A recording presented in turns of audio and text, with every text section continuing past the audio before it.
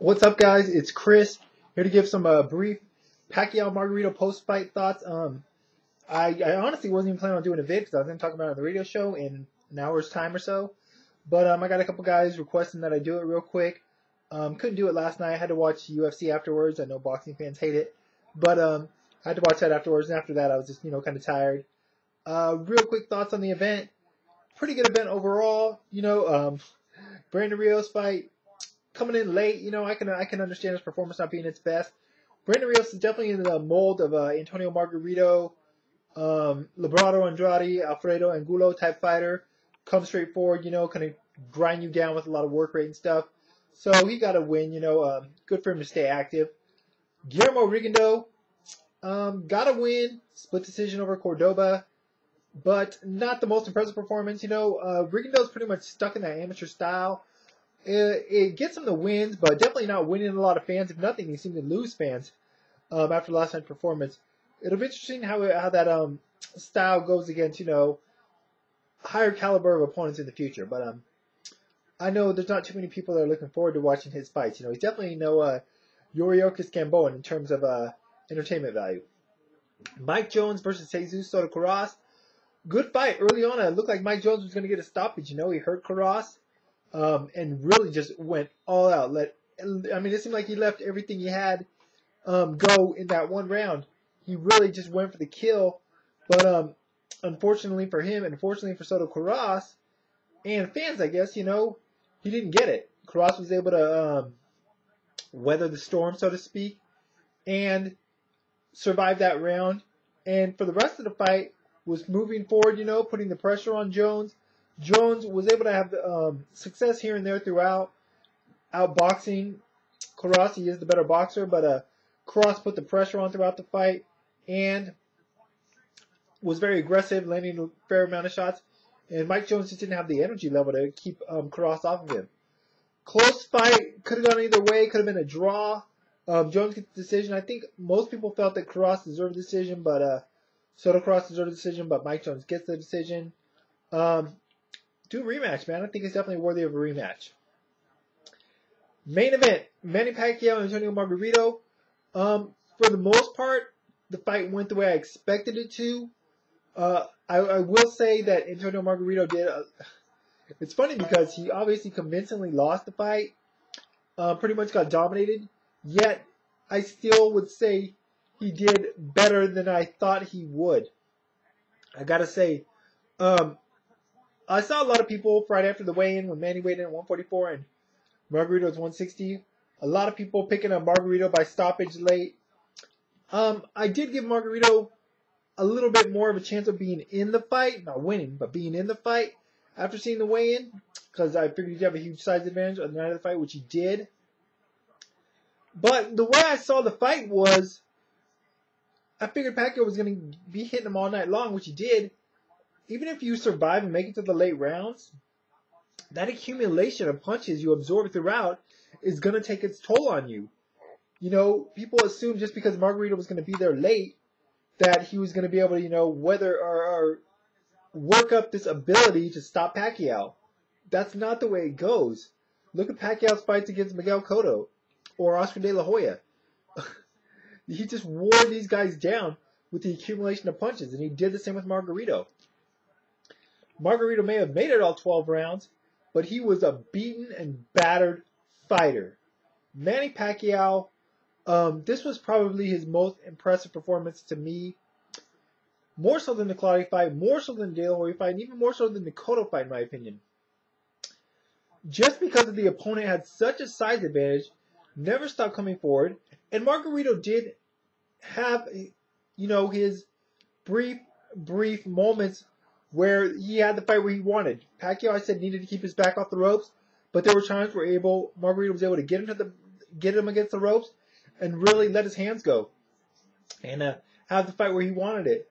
And he landed his fair share of punches here and there. He wasn't ever really able to hurt Manny Pacquiao. Now, people were commenting afterwards, not the majority of comments, but I did get comments saying, the fact that Margarito was able to hit Pacquiao and not hurt him just shows that his gloves were always loaded in the past. I don't know if that's the case or not. Who knows? There's always going to be speculation about Margarito's career from here on out. after the Mosley situation. But he really wasn't able to hurt Pacquiao.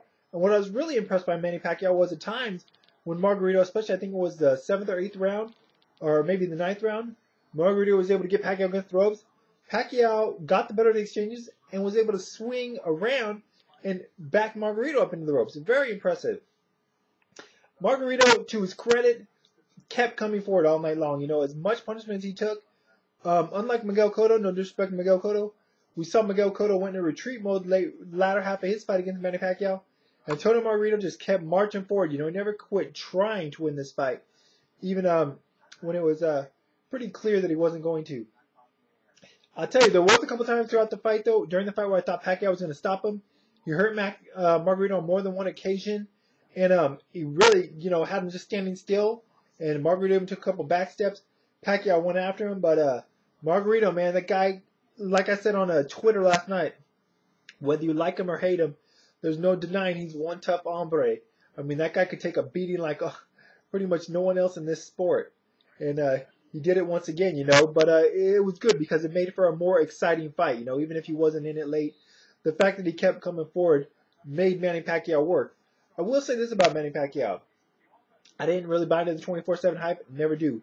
HBO 24/7 equals one-sided fights. I've said it time and time again, and this once again proved to be the case. I will say this, though.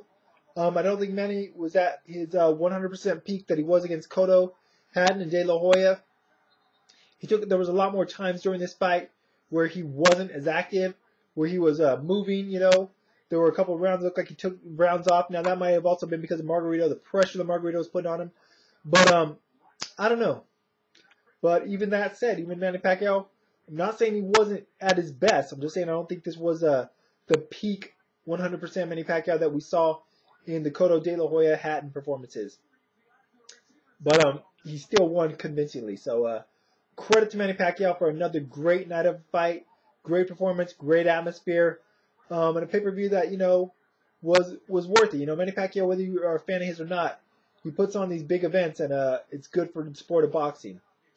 What's next for Manny Pacquiao? I don't know. It's either Floyd Mayweather or bust at this time.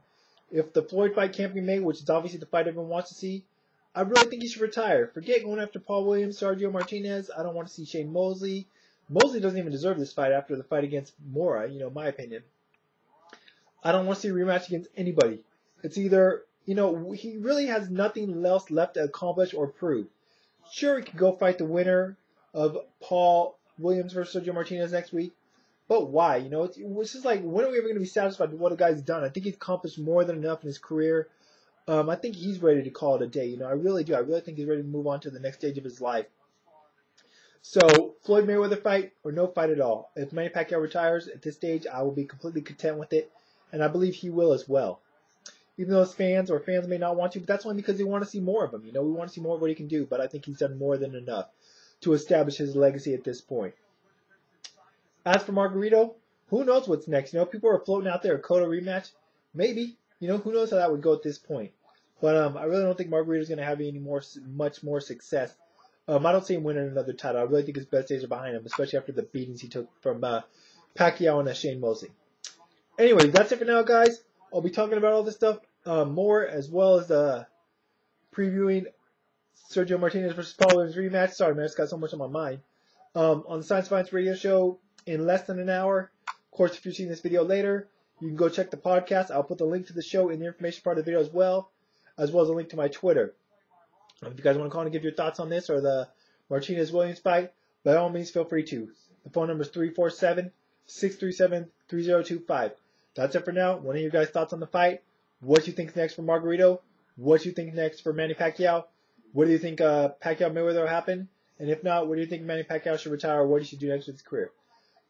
That's all, guys. Till next time.